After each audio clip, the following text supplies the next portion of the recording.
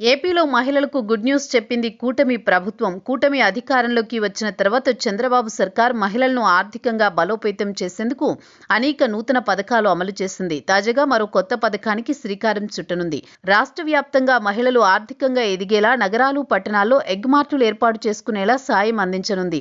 మెప్మా ఆధ్వర్యంలో పట్టణ పేద మహిళలకు ఉపాధి కల్పించే వీలుగా కొత్తగా ఎగ్ మార్టులు త్వరలో ప్రారంభంగానున్నాయి. ప్రతి జిల్లాలో 10 చొప్పున మొత్తం 260 మార్టులు ఏర్పాటు చేయనున్నారు.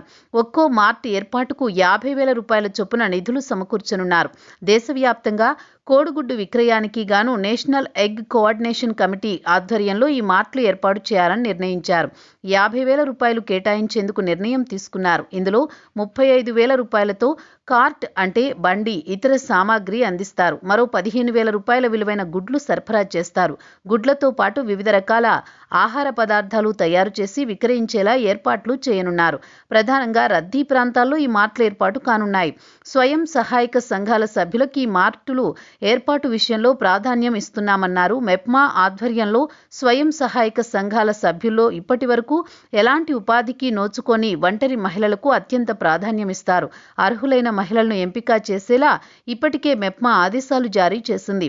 ఈ నెలాఖరులోగా ఈ ప్రక్రియ పూర్తి చేయాలని, వచ్చే నెలలో ఎగ్ మార్ట్లను ప్రారంభించేలా అధికారులు దృష్టి సారించారు.